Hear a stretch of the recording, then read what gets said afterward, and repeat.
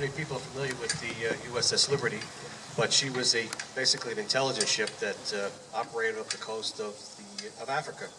There are actually five ships in her class. The Belmont and the Liberty were the same class, and the other three were a different type of ship, but the same kind of thing. All intelligent type ships.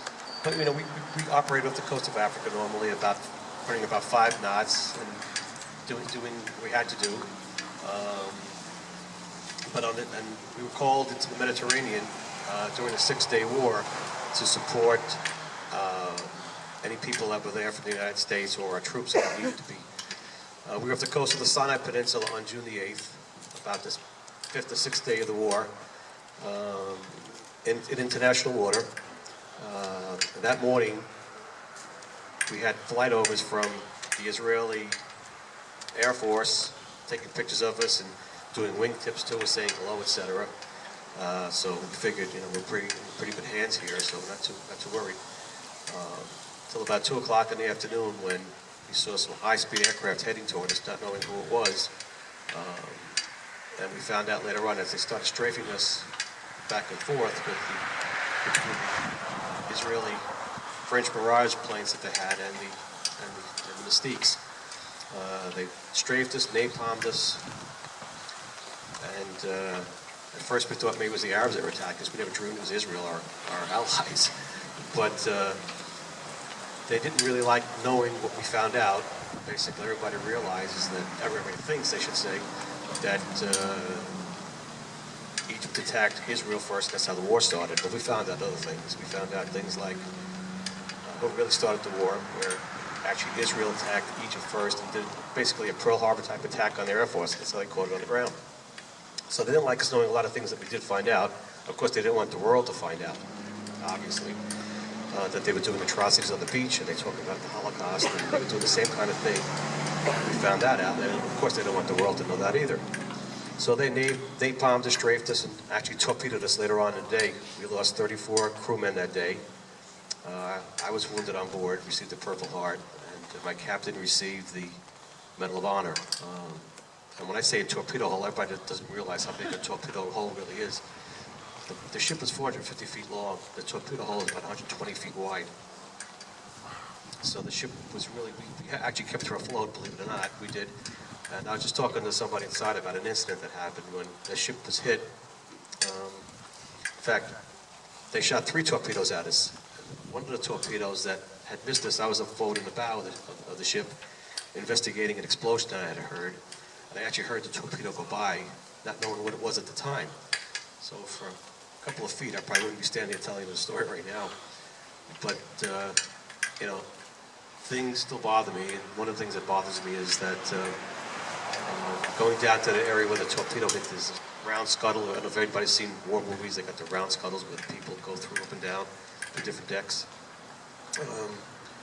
We were pulling hands out of the flooded area down below. And guys going through today, they saved my life. Pulled me out of there.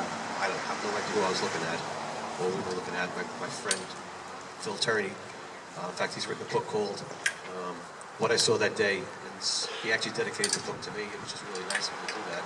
Because what he saw and I saw were basically the same things. We were actually teammates together that day. We had to lock and close that hatch, and the water level was coming up. And to this day, we don't know if we're locking the water down there or not. But, it's something that I'll have to live with for the rest of my life. Not knowing if I had locked my shipmates down there or not. But, not too many people know the story, and it's unfortunate that the government really hides the whole thing. We still can't get the truth out of the government why they hid it. It was on the first page, the first day it happened, then the middle page, and then it was out of the paper entirely. Nobody ever heard about it again. We still can't get any politicians to look into this incident, to find out why it happened, or it just, nobody wants to talk about it. I guess it's a political hot potato nobody wants to touch. But to this day, people can't get closure, families of the guys that died, etc. But I want to thank you for having me come down and tell me the story. And I want to thank all the veterans out of here, and I appreciate all your service, and I salute all of you. Thank you. Ricky, was there any, do you have any weapons on board that you could defend yourself with? Hello? Well, I got it, yeah. The only weapons we had on board were 450 caliber machine guns. That's all we had. Nothing to really defend ourselves. In fact, they shot the American flag down 3 times. They shot our flag down, hoisted another. They shot that one down. And one of the signalmen hoisted up what they call holiday colors. Anybody was in the neighborhood knows what holiday colors are. They're the biggest flag you could possibly fly on our mast. And they actually shot him and shot the flag down while he was signaling the U.S. Navy ship on searchlight to the torpedo boats. So they really didn't want us alive. In fact, after the attack, the ship was listing and kept her afloat. They had helicopters come over, Israeli helicopters, and they were all armed. They were ready to board us and probably get rid of the rest of us in the evidence, but that kind of worked out either. Did the rest of the U.S. Navy try to come to your assistance?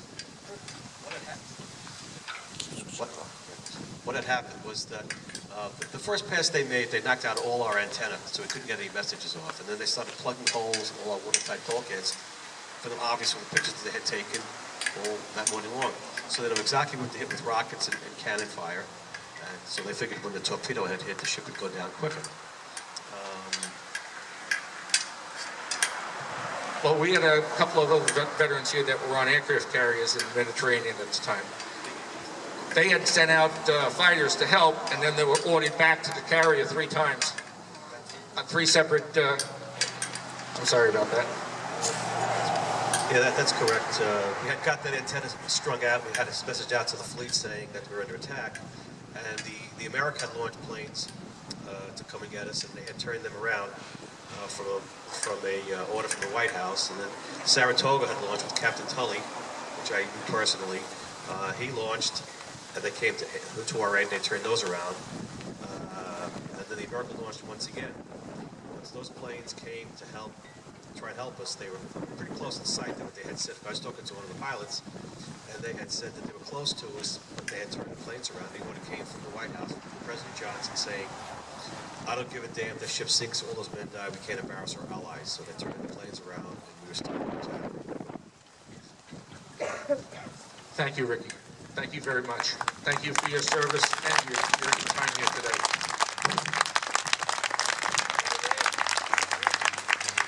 Ricky, how long, what did they tell you afterwards on the ship about what you could say?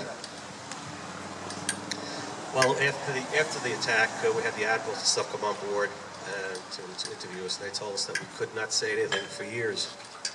They said, if they took off their stars, and they said, just talk to me normally. And we told them what had happened. We had seen this. They put stars back on again. They said, now if you repeat this to anybody else, you'll be court-martialed and put into the brig for forever. You can't have this being told to anyone. So for about 20 odd some odd years, I had to keep everything here when people asked, and I couldn't really say anything until one of our shipmates finally decided to write a book called Assault on the Liberty, and then at that point we were able to start to say something when that happened. Thank you, Ricky. Thank you again.